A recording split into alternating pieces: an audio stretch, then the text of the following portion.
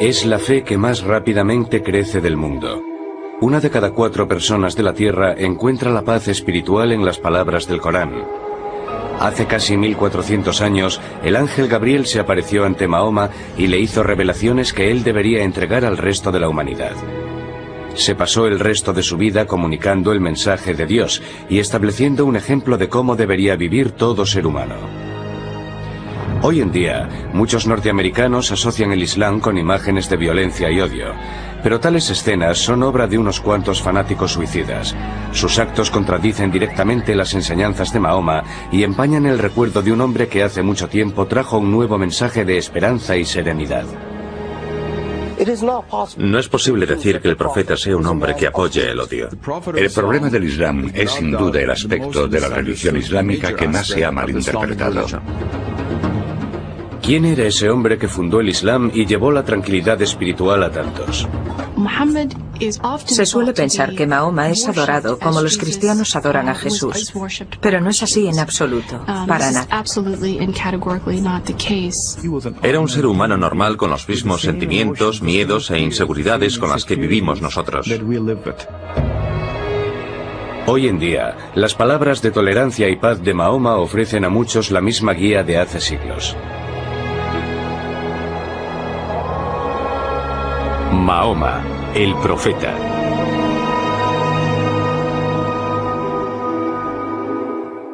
Por respeto a las creencias y prácticas de los musulmanes, en esta biografía no se mostrarán imágenes ni del profeta Mahoma ni de su familia inmediata. Allahu Akbar, Allah.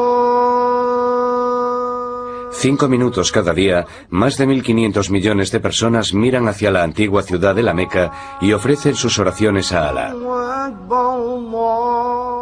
Desde Nueva York a Indonesia, desde Nigeria a las llanuras de Asia Central, los musulmanes repiten las palabras que aprendieron hace 1400 años de labios de un humilde mercader y profesor gentil llamado Mahoma. Hubo una época en la que era muy pobre y solo tenía una manta y la necesitaba, pero había un gato durmiendo sobre la manta, así que él cortó la parte de la manta que quedaba bajo el gato, porque no quería molestarlo. Cogió el resto de la manta y se marchó. La vida de Mahoma ibn Abdullah comenzó en el año 570 de nuestra era. Nació en la Meca, una próspera comunidad comercial en tierras de lo que hoy es Arabia Saudí. Nadie podía saber que la vida de ese niño se convertiría en los cimientos de una religión que un día cambiaría la historia. En la época en la que nació Mahoma, Arabia era una tierra estéril y dura, en la que de vez en cuando surgía un oasis. Los árabes que vivían en un mundo tan difícil, emigraban de un sitio a otro, luchando para que sus ganados sobrevivieran en el duro desierto. Para sobrevivir en un sitio así, los árabes dependían del apoyo de su tribu. La tribu los protegía no solo del mal del desierto, sino de los interminables ataques y venganzas organizados por otras tribus. La vida social en la Arabia preislámica era feroz, y Mahoma nació en una época de violencia, tumultos y desesperación, no muy distinta a la nuestra. La estructura básica de la organización social era la tribu. Pero los nómadas del desierto también dependían de otros árabes que poco a poco habían construido ciudades pequeñas donde se dedicaban al comercio. La más próspera de dichas ciudades era la Meca, hogar del joven Mahoma. Mahoma era miembro de una tribu llamada los Quraysh, que habían abandonado la vida nómada y se habían convertido en prósperos comerciantes de caravanas. Había crecido siendo huérfano. A los 8 años estaba al cuidado de un tío que era el jefe de uno de los clanes de la tribu Quraysh. Como principal tribu de la Meca, los Quraysh también eran los guardianes del lugar santo más sagrado de los árabes, la Kaaba. Aunque reconocían a una deidad llamada Alá, también adoraban a muchos otros dioses y diosas en la antigua Kaaba. Los árabes rezaban ante más de 300 ídolos que se erguían alrededor de la sagrada estructura en forma de cubo. Tenía una consecuencia social y política muy importante, porque era un lugar sagrado, y toda violencia estaba prohibida en un radio de 30 millas alrededor de la Kaaba. El comercio había llevado riqueza a la Meca, Pero los celos y los continuos enfrentamientos estaban destrozando el viejo sistema tribal. Los ricos ignoraban a los pobres. Algunos opinaban que la vieja religión árabe necesitaba un cambio. Los judíos y los cristianos habían tenido sus profetas de la Reforma. Al igual que Moisés y Jesús habían proporcionado inspiración y renovación, muchos en la Meca deseaban una nueva revitalización espiritual. Mahoma se había convertido en guía de caravanas en su ciudad natal y organizaba viajes a lugares tan lejanos como la tierra que hoy ocupa Siria. Pero también él comprendía que los viejos valores de la caridad y la comunidad se estaban perdiendo en la Meca. Mahoma era profundamente respetuoso con la religión de sus antepasados, visitaba la Kaaba frecuentemente e intentaba llevar una vida de justicia y respeto hacia todos. No contamos con mucha información sobre el profeta Mahoma antes de que fuese llamado a ser profeta. Pero la información que la tradición nos ha legado indica que era alguien que era muy bueno en lo suyo, era un buen guía de caravanas. Entre otras cosas, su apodo era Al-Amin, persona de fiar. Muy pronto lo conocieron como hombre honrado, porque era un hombre justo al que le preocupaban los problemas sociales. Además de ser alguien eficiente, le consideraban un hombre con fuertes cualidades para el liderazgo. Era atractivo. Tenía unos ojos penetrantes que parecían llegar al alma de las personas. Y su sonrisa a veces parecía triste y tenía una forma muy característica de caminar. En el año 595, Mahoma fue contratado por una mujer rica llamada Jadilla para que organizara y guiara una caravana para ella. Él aceptó y regresó con un buen beneficio. Aquel viaje sería el principio de una nueva vida para Mahoma y Jadilla. Él era un ejecutivo internacional cuyo jefe era una mujer. Él era un buen partido y ella se le declaró directamente. Jadilla, en muchos aspectos, es una figura histórica interesante. Es una mujer que se ha hecho a sí misma y que decide declarársele a Mahoma, que por entonces no era profeta. Dicen que él era 15 años más joven que ella. Parece que vivieron una relación en la que había mucho amor. Mahoma y Jadilla tuvieron 5 hijas. Mahoma era un padre muy cariñoso y durante toda su vida mostró afecto hacia todos sus hijos. Aunque el clan encabezado por su tío tenía poco prestigio entre los Quraysh, la reputación de Mahoma en la Meca continuó creciendo. Era conocido por su amabilidad para con los esclavos, su caridad para con los pobres y su justicia al tratar con todo el mundo. Cada año, durante el Ramadán, el 9º mes del año lunar, Mahoma se iba a las montañas que rodeaban a la Meca, lugar donde disfrutaba de su soledad y la oración. En el año 610, a los 40 años, el humilde comerciante y padre de familia se dirigió a uno de sus retiros en la cueva de una montaña.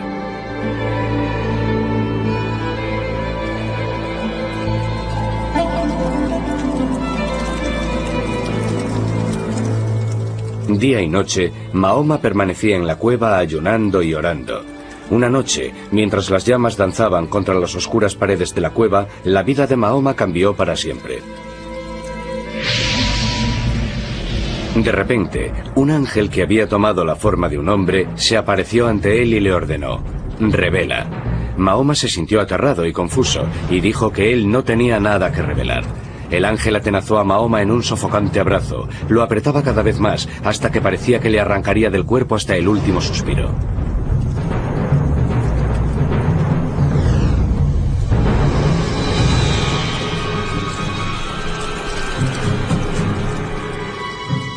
Revela en el nombre de tu Señor el Creador. Él creó al hombre de un coágulo de sangre. Revélalo y tu Señor será muy generoso. Mahoma estaba aterrado y salió corriendo de la cueva. Estaba seguro de que le estaba ocurriendo algo horrible, pero mientras intentaba descender de la montaña, el ángel regresó y le habló. Oh Mahoma, tú eres el mensajero de Dios, y yo soy Gabriel. Estaba aterrado. Cualquiera lo estaría si de repente empezara a escuchar voces y a ver visiones de ángeles. La tradición sobre la vida del profeta nos dice que regresó de esta experiencia profundamente afectado.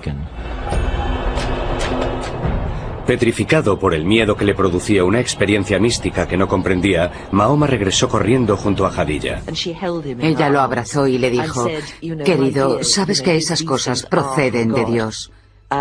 Fue ella quien lo convenció de que no eran alucinaciones. Pero por el miedo, Mahoma no comprendió totalmente los aterradores hechos que había vivido. Él no podía saber que el ángel Gabriel regresaría para entregarle la palabra de Dios, y que las palabras que acabarían saliendo de su boca alterarían para siempre el futuro de su gente y del mundo.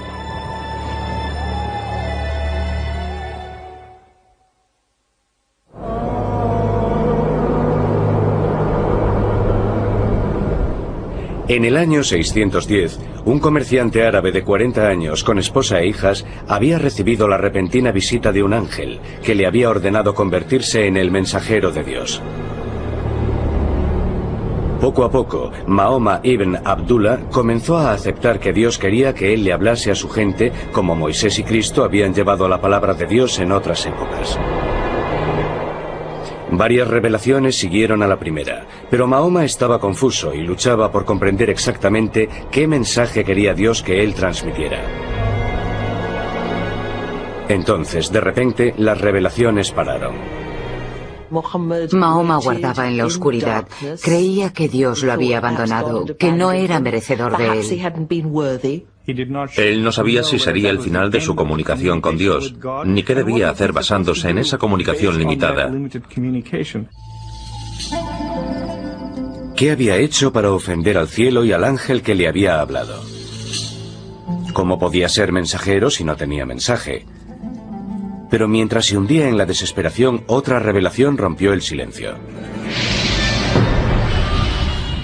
En el brillo de la mañana y en la quietud de la noche, tu Señor no te ha traicionado, ni se siente disgustado contigo.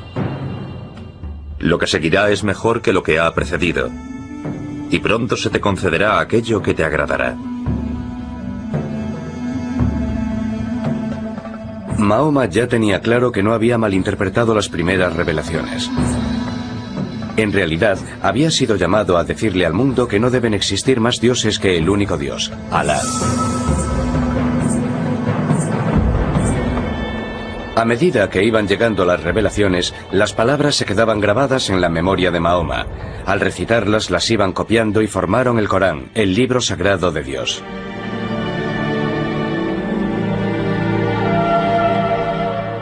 Al principio, solo Jadilla y unos pocos amigos íntimos y familiares aceptaron el Corán. Pero poco a poco Mahoma comenzó a extenderlo, y los árabes de otros clanes distintos del Quraysh comenzaron a abrazar el mensaje. Porque los que las escuchaban respondían a sus palabras, no como si fuesen instrucciones religiosas, sino como poesía. Antes del ascenso del Islam, los árabes no tenían una gran arquitectura, tampoco un importante arte textil y casi no existía la caligrafía. Pero tenían una excelente poesía, la poesía oral era el arte supremo. Lo que se había desarrollado por entonces era una cultura en la que la poesía jugaba el papel quizás que hoy juegan los programas de televisión, los culebrones en nuestra cultura moderna. En las aldeas y ciudades, o en los simples campamentos de beduinos en el desierto, los árabes capaces de hacer poesía y música ocupaban un alto estatus. Cuando Mahoma entonaba los versículos del Corán, las palabras se convertían en música, y él conseguía tocar un nervio profundamente espiritual en los que lo escuchaban. Muchos decidieron abrazar el Islam y su mensaje, pero para Mahoma no aceptaban nada nuevo, sino que regresaban a la antigua religión. En cierto modo, el profeta llamaba a la gente para que regresase a la única fe verdadera, a la fe de Abraham, y al único Dios verdadero, no a un Dios nuevo, sino al único Dios verdadero que se había revelado ante Adán, Abraham, Moisés y Jesús. Por lo tanto, Mahoma, en el sentido más amplio de la palabra, es un reformador. Hasta el momento, Mahoma había evitado mencionar los ídolos que rodeaban la Kaaba.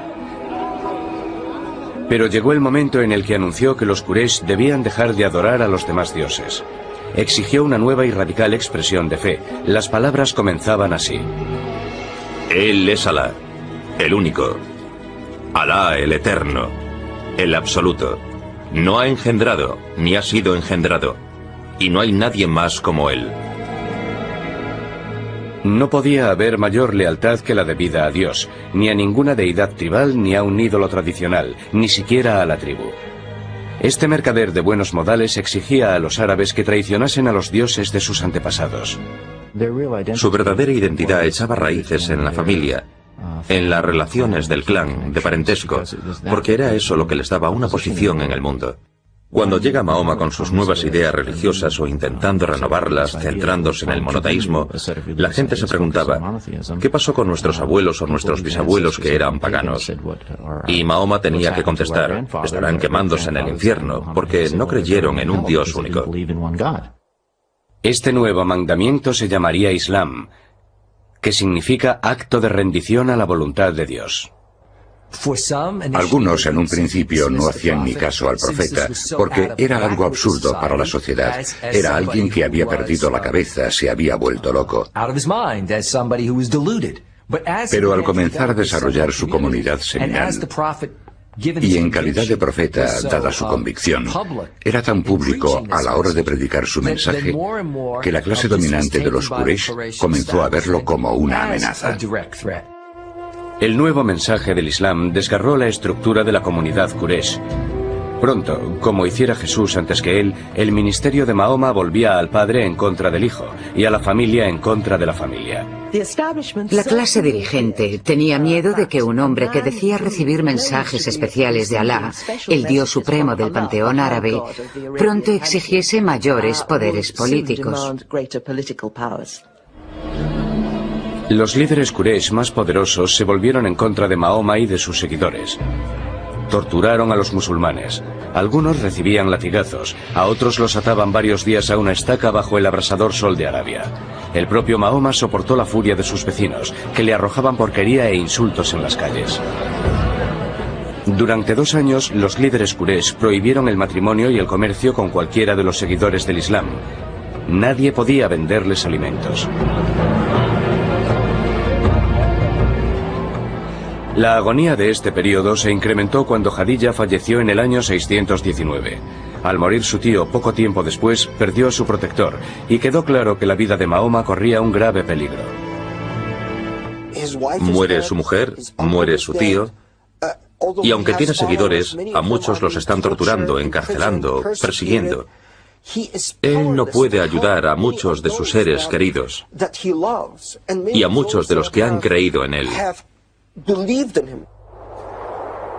Es en esta época terrible, cuando Mahoma se quedó casi sin recursos, en la que vivió su experiencia mística más grande.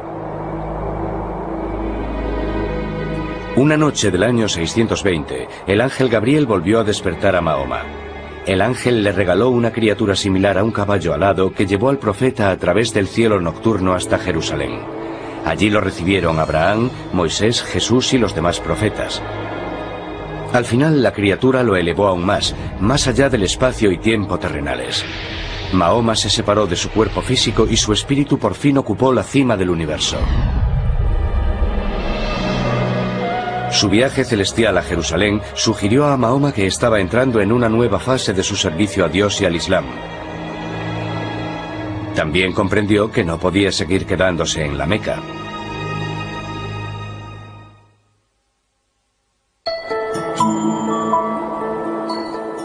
A más de 200 millas al norte de la antigua Meca se encuentra el fértil oasis de Yatrib. Era una exuberante isla de verdor en medio de unas ásperas montañas volcánicas y de un suelo desértico e incultivable. Su agua dulce y sus abundantes cosechas de grano y dátiles proporcionaban una cómoda vida. Pero Yatrib tenía problemas. Las tribus que habitaban tan idílico lugar estaban enzarzadas en una rivalidad mortal. Reunidas a la fuerza en tan pequeño oasis, las tribus estaban atrapadas en un comportamiento continuo de guerra y violencia. Era necesario que ocurriera algo que rompiera esa pauta. El mismo año en el que realizó su místico vuelo nocturno a Jerusalén, Mahoma conoció a 6 peregrinos de Yatrib que hacían su peregrinaje anual, o Hajj, a la Kaaba, en la Meca. Les contó a los hombres su misión y les recitó los versículos del Corán.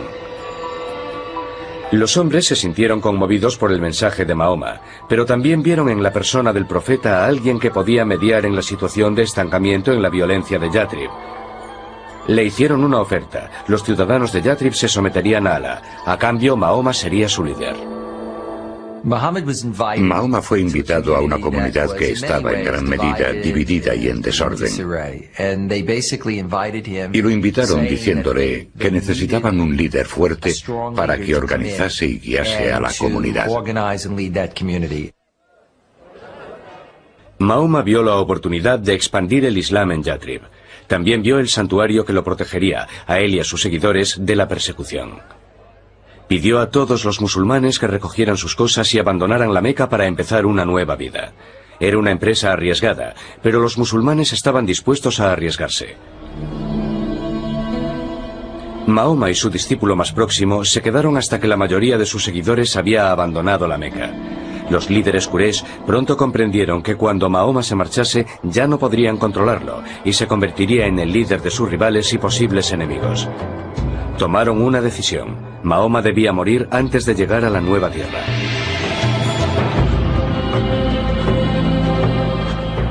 Para que ningún clan cargase con la responsabilidad, se decidió que un miembro de cada uno de ellos le clavaría una espada a Mahoma al mismo tiempo.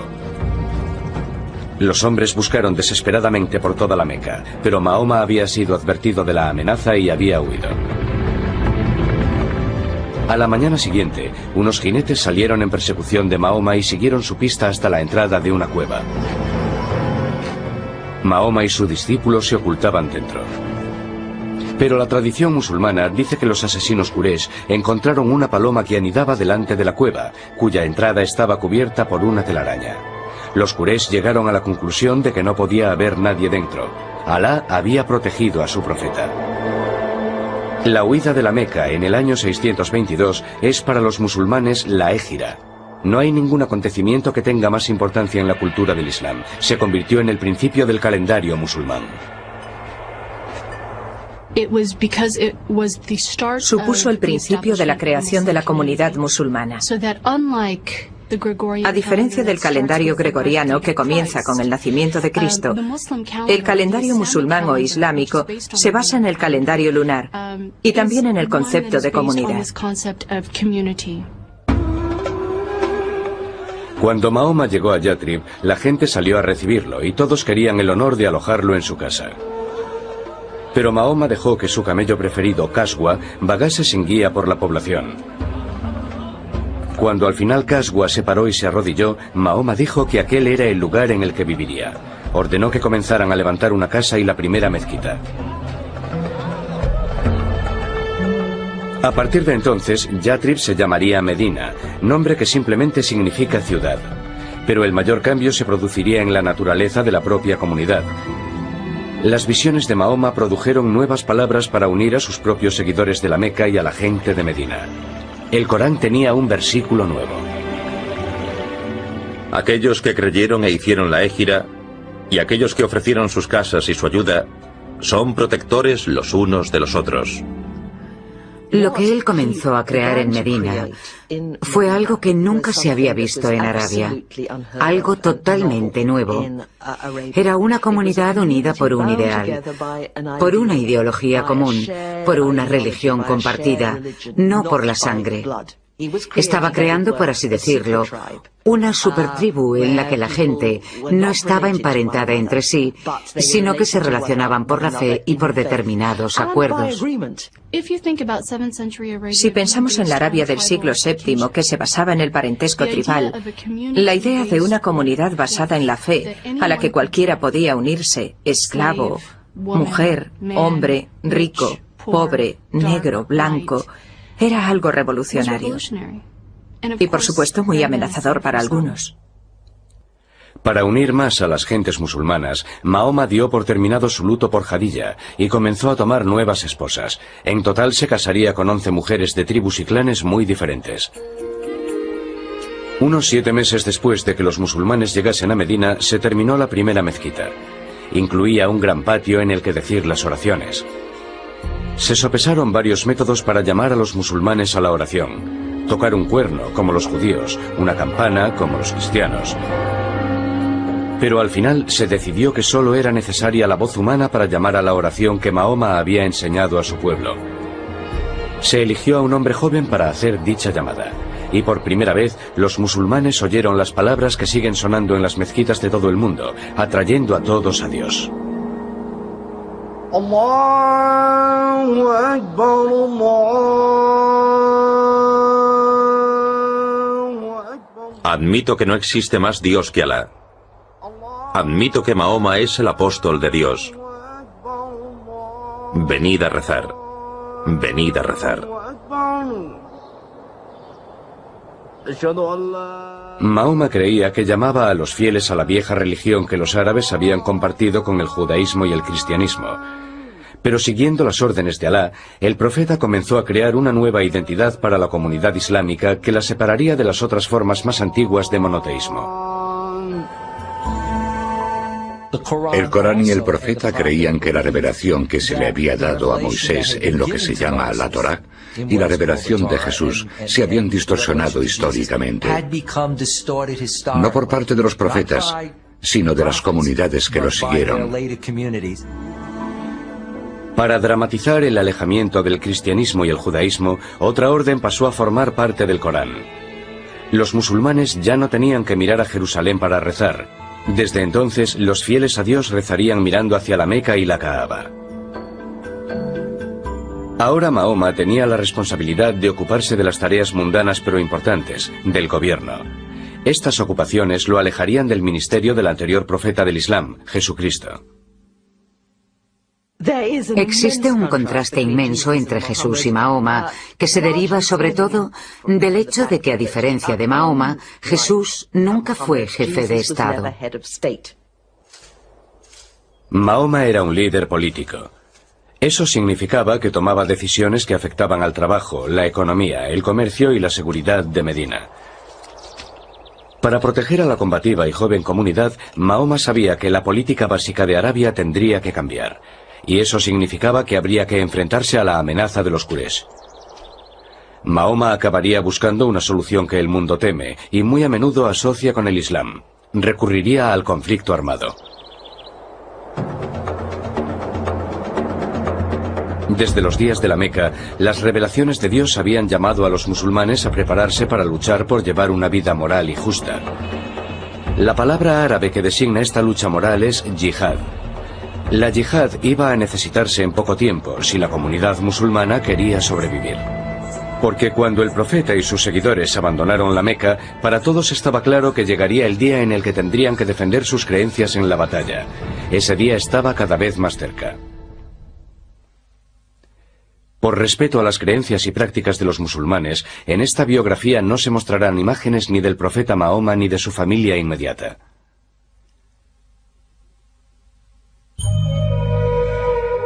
Aunque los fundamentos religiosos del Islam incluían el mensaje de paz de Jesús, también habían adaptado la tradición judía de la justicia. Los versículos del Corán que fluían de boca de Mahoma empezaban a incluir un mensaje que justificaba la defensa armada de la comunidad. Se les da permiso para luchar porque son perjudicados. En verdad, Alá el Poderoso acudirá en su ayuda. Son aquellos que han sido expulsados de sus hogares. Los planes de Mahoma para la defensa de la comunidad comenzaban a incluir la palabra yihad. Es un término que suelen citar los que se oponen al Islam como prueba de la confianza de esta religión en la violencia y en la guerra. Pero el verdadero significado de yihad es algo muy diferente. Yihad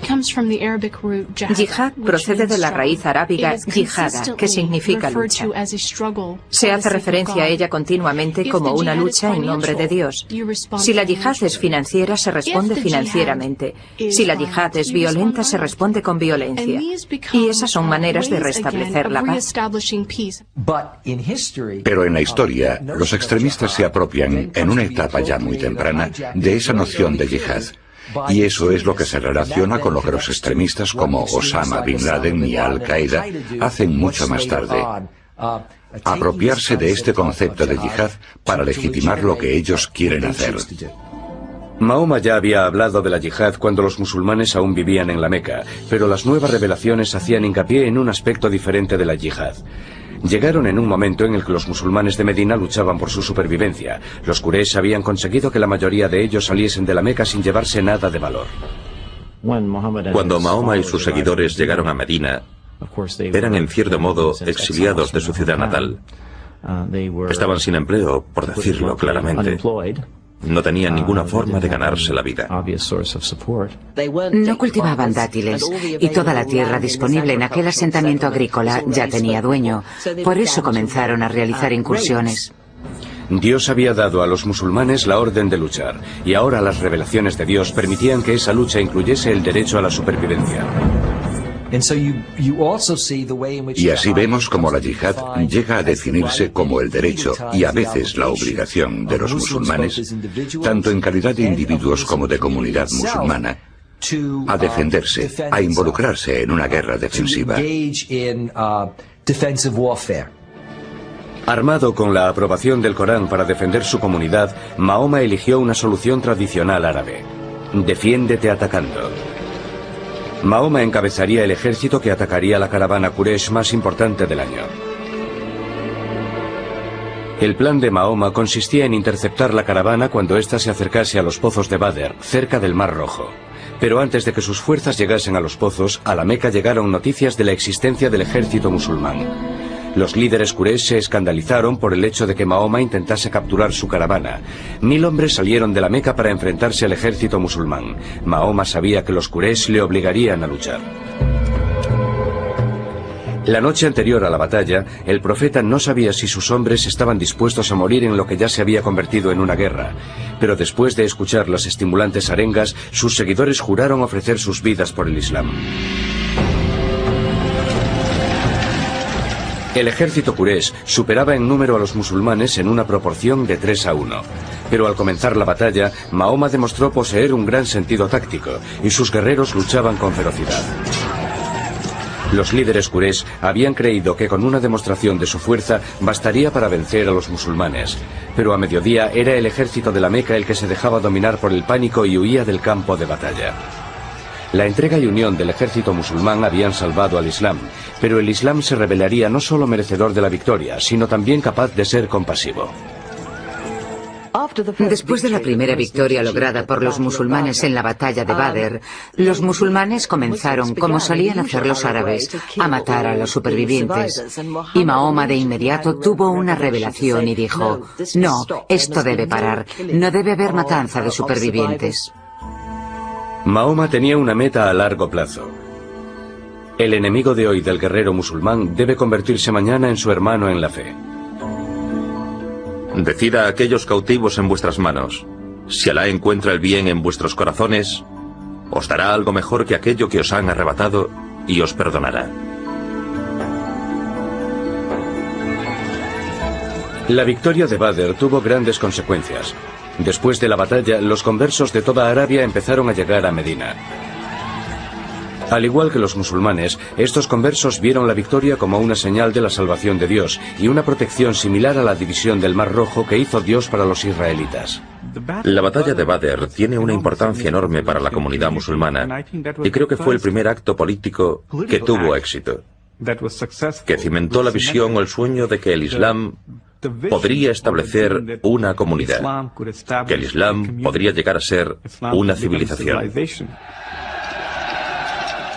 Durante 3 años más, el ejército Quraysh intentaría destruir la comunidad musulmana. Ganaría algunas batallas, pero siempre Mahoma y sus seguidores luchaban y sobrevivían, mientras su número continuaba creciendo. Mientras el ejército mequinés luchaba por volver a casa después de la última batalla perdida, su líder se vio obligado a admitir por fin: todo hombre juicioso sabe ya que Mahoma no ha mentido. Medina y la comunidad musulmana estaban libres por fin de ser atacadas. El profeta estaba preparado para emprender el último paso en cumplimiento de su destino.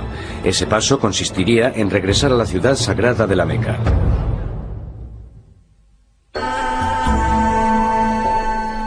La vida de Mahoma en Medina era austera pero cómoda. Tenía pocas posesiones, pero no le faltaba de nada. Habitaba unas habitaciones adyacentes a la mezquita y solía pasar cada noche en la habitación de alguna de sus mujeres.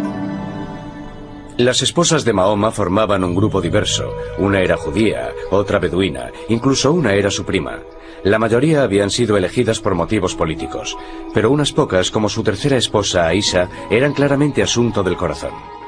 Mahoma dijo a sus seguidores que las revelaciones de Dios decían que cada hombre podía tomar no más de 4 esposas, y el marido debía tratarlas a todas como iguales. Casaos con mujeres de vuestra elección, 2, 3 o 4. Pero si teméis que no podréis mantener la justicia entre vuestras esposas, entonces casaos solo con una. Con frecuencia, el mundo moderno opina que el Islam es machista, como poco, y misógino como mucho. Pero en realidad las enseñanzas de Mahoma proporcionaron nuevos derechos a las mujeres, que en el mundo cristiano tardarían siglos en conseguir. El primero fue el derecho a la vida. El Corán prohibía la práctica del infanticidio femenino, que había sido algo común en la Arabia anterior a su llegada. A las mujeres también se les concedió el derecho a la educación, a ser debidamente educadas como lo eran los hombres, a heredar, lo que significaba que también podían comprar y vender propiedades, lo cual implicaba que tenían que realizar transacciones comerciales. La costumbre de que la mujer musulmana lleve velo se considera erróneamente otro indicio del prejuicio del Islam contra las mujeres. La emancipación de la mujer era un proyecto muy querido para el profeta. El Corán no dice que las mujeres deban llevar velo o que deban recluirse en una parte distinta de la casa. Estas costumbres fueron adquiridas 3 o 4 generaciones después de la muerte del profeta. Creo que ser una mujer con educación contemporánea está más en la línea de lo que el profeta quería para la mujer que lo que hemos visto en la historia reciente del Islam. Mahoma había alcanzado un gran éxito. Sus seguidores en menos de 20 años habían pasado de ser un puñado a ser miles de devotos conversos. Pero no podía completar su misión mientras el lugar sagrado de la Kaaba continuase albergando ídolos. En enero del año 630, Mahoma puso rumbo a la Meca a la cabeza de un ejército de 10.000 hombres. Cuando los musulmanes se acercaban a la ciudad sagrada, los mequineses no intentaron resistir. Estaba claro que los viejos dioses de los Quraysh no tenían poder ante el Islam. El profeta no deseaba derramar sangre. Proclamó la amnistía como símbolo de su deseo de unir a todas las gentes como hijos de un solo Dios. Las únicas víctimas que deseaba seguían sentadas en la Kaaba. El profeta entró en la estructura sagrada y dirigió la destrucción de los 365 ídolos mientras recitaba el siguiente versículo: La verdad ha llegado y conquistado la falsedad. Mahoma había validado su visión y proclamado al mundo la fuerza y vitalidad del Islam. Cuando falleció en junio del año 632, el profeta había llevado la paz a Arabia. Había transformado una religión de muchos dioses en un poderoso monoteísmo basado en una guía moral y ética para la vida diaria. Pero la muerte de Mahoma marcó el nacimiento de la gran era del Islam. En cuestión de 100 años, las palabras del profeta se extendieron desde Arabia al resto del mundo. Mientras la cultura árabe se mezclaba con el saber griego y bizantino, la era de la ilustración islámica proporcionó enormes avances en matemáticas, astronomía, medicina, literatura y arquitectura. ¿Quién iba a pensar hoy en día, y mucho menos entonces, que un hombre nacido huérfano, en una sociedad árabe dividida, analfabeto, guía de caravanas, crearía una tradición religiosa cuya presencia física, a los 100 años de su muerte, se extendería desde Arabia hasta el norte de África y hasta la India? Y siempre advertía a sus seguidores que no lo convirtieran en un Jesús, que jamás dijeran que era divino. Decía que solo era un hombre corriente. El hecho de que llevara lo que podríamos llamar una vida normal lo hace muy atractivo para muchos musulmanes, para la mayoría de los musulmanes. Que se casara, tuviera hijos, son cosas que lo hacen muy accesible como modelo para la gente. Muchos siglos después de desaparecer, la vida de Mahoma sigue siendo la base de la fe que fundó. En la actualidad, es la religión que más rápido crece en el mundo. Mientras estos devotos responden a la antigua llamada a la oración, cada uno de ellos sigue el ejemplo del profeta para que proporcione paz y serenidad a su vida diaria. La antigua Kaaba sigue estando en la Meca, y millones de peregrinos acuden allí cada año para volver sobre los pasos del profeta. El lugar de la ascensión de Mahoma sobre su criatura alada para encontrarse con Dios es hoy en día la mezquita de la Cúpula de la Roca en Jerusalén. La puerta de Mahoma al cielo se ha convertido, por desgracia, en el centro de la enemistad y el odio entre dos pueblos que comparten las mismas fuentes, los mismos comienzos. Algunos musulmanes que toman parte en la violencia utilizan las palabras de un hombre compasivo para legitimar sus actos de crueldad y odio. Citan versículos del Corán como inspiración de sus monstruosas ambiciones. Desde el 11 de septiembre hemos oído a Osama Bin Laden recitar algunos versículos del Corán muy sanguinarios. Pero lo que Bin Laden no hace es mencionar o recitar los versículos que en cada caso siguen a esos tan feroces. Siempre dicen, pero el perdón es mejor. Si queremos coger parte del relato, uno de los capítulos, y desarrollar un concepto del profeta basándonos en ese único capítulo, claro que nos saldrá distorsionado y percibiremos al profeta como un hombre violento, un hombre que odia. Cuando la gente comete injusticias, es violenta en nombre del Islam. Comete injusticias y es violenta contra Mahoma y contra Dios. Para que la paz llegue a un mundo convulso, los musulmanes y los no musulmanes deberán hallar una fuente de confianza y aceptación de sus metas comunes. Una de esas fuentes podría ser una mejor comprensión de la vida de Mahoma. Liberadas de las motivaciones egoístas que algunos terroristas pretenden darles, las palabras del profeta siguen ofreciendo esperanza y optimismo a un mundo turbulento. Si alguien mata a un ser humano, será como si hubiese matado a toda la humanidad.